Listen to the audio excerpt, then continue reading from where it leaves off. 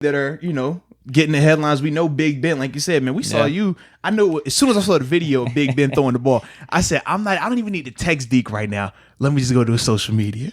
And you already saw it. Heck yeah, I saw it, man. I was like, go to work. I had to add the song, dude. I had to add the song. And I thought it was a good song. It's one of those things, the Blake Shelton, what's it called? God's Country.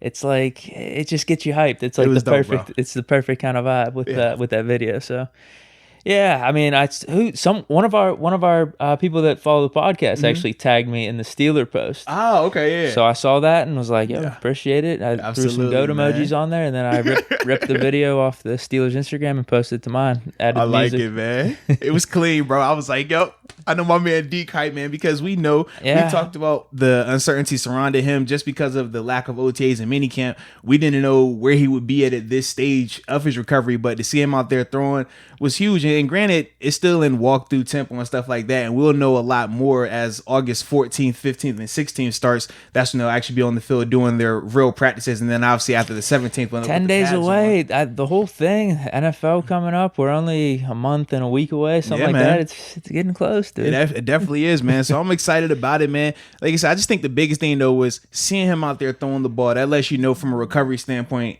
regardless of how far the throw was or the velocity and all that stuff, there hasn't been any major setbacks. That's a huge part. So that I think for me just keeps the confidence going, keeps everything rolling in. I mean, when you listen to what Coach Tomlin and obviously what Kevin Colbert have talked about in terms of their moves with the quarterback room and the things that they've been saying throughout this whole process, they've been trusting in Ben. Ben has obviously been honest with them in terms of his recovery. And I think that's why we're here where we are today, man. And it's an exciting time right now.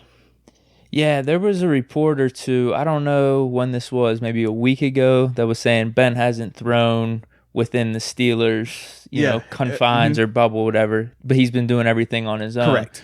So I didn't know how much you thought of that report, what it really meant, but it was one of those things where you're, I guess, thinking like, why isn't he thrown with the Steelers? Mm-hmm. I don't get that. Because at the same time, I think there was that video that came out with him being at Robert Morris. Obviously, we've seen his personal video come out a couple months ago. So I was thinking like, all right, I think he's fine. I don't understand the whole behind the scenes of like why he wouldn't be throwing with the Steelers versus doing some stuff on his own. Well, yes, I think that the biggest thing was initially, remember, because of COVID, the players weren't necessarily allowed back in the building at the time. And then even the ones that were allowed back in, when they did like shift to that next phase of it, they still weren't allowed to be on the field with the coaches, like because of this last week. Correct. Even. Yeah, because of the whole the CBA type thing. So how even right now this is considered phase 1, so they're allowed to be on the field with the strength and conditioning coaches and do workouts, running, lifting weights. But when their position coaches come out there, they have to separate offense, defense, no running, everything be a walkthrough tempo. So that's a bigger reason why he hasn't been able to throw with the coaches, and also why, if you saw the video, it was slow motion, it was just a light rollout, because they're not technically allowed to be out there with those guys doing those type of activities right now. Who isn't? The coaches? The coaches, yeah. Not really? Right now. So that was just all players then? Yeah, because of, I tell you how his like phase 1. Yeah. Think about how traditionally during April, right? You'll have the players come back and they're just working out and that's it. You'll see the videos of them just running sprints and stuff. That's technically the phase they're in right now. So they'll be in that phase until August 14th. Then from there, now they're able to come on the field with the coaches and actually do 7-on-7, training full 11. Stuff. Well, just for the first 3 days, August 14th through the 16th, they can do that. Then the 17th is when they'll transition to your quote unquote training camp, padded practices, multiple days in a row and things like that. But everything is super condensed. So that's why, I mean, when people are talking about like, you're probably going to have some guys that aren't as prepared going into the season as traditional, is because of, you talk about it being a month and a week. They don't have technically a month and a week to prepare though. They're going to have, you have to cut that in 2 weeks. And then from there, you go on and so forth. So that's why it's a lot different. That's why it's a lot more. People are like, man, well, from an evaluation standpoint, this could be very difficult, especially when you don't have preseason games on top of that. So that's the biggest issue right now with it. So what we're seeing is some leadership then. Just players coming together and getting these practices in. No. It wasn't a practice though. What is it then? They're just tossing the ball around for an hour? So the way it works is like this, right? So what is that? What is that I'm seeing on YouTube and stuff? I'll explain it to you. So the way it works is this, right? Usually they only showed 30 seconds of him throwing. Yeah, so this is how it usually works, right? All so right. during OTAs, before you get to phase 2 with the coaches out there, after you work out with your strength and conditioning coach, typically like each player, like our groups, outside linebackers, inside linebackers, quarterbacks, receivers, we all separate into our own little groups, and you'll go through your individual warm-up period. So your individual warm-up period is going to be football related activities, but it's not like, oh, let's go out here and run these plays, because you're technically not allowed to have 11 guys together at one time. So what he's doing is kind of like his warm-up period for practice. So he'll roll out. He's going to throw some passes to the right, roll out to the left, throw some passes there. The running backs are going to run. All right. I was going to say, I saw a little swing pass to McFarland. So they all go through their little like warm up. If you come like to a training camp practice, right?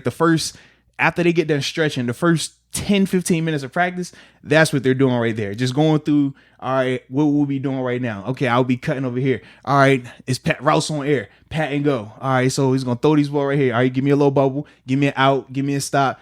And you just kind of go through the motions with that. So that's technically all it is.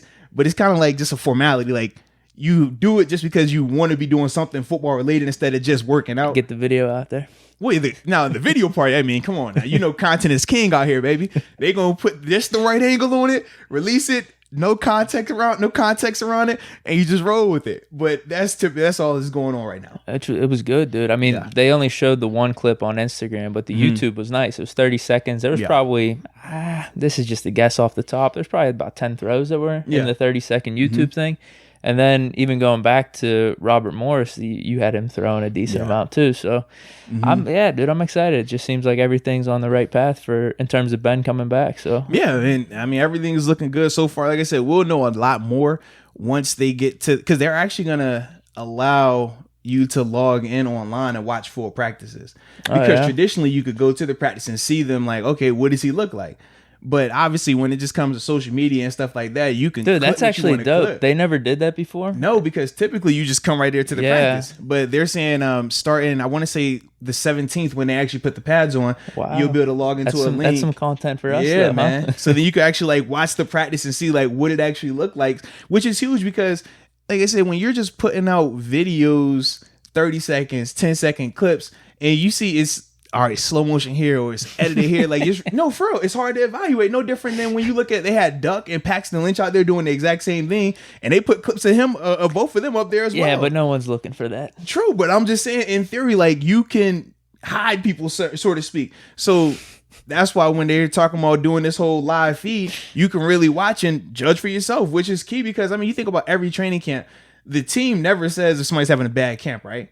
When have the team ever put that out? No one ever does. The way you find if a guy's having a bad camp or not is because the reporters or the fans who are out there watching these players every day, they're like, this dude keep getting burnt. So don't tell me he's not having a bad camp when I'm watching him have a bad camp.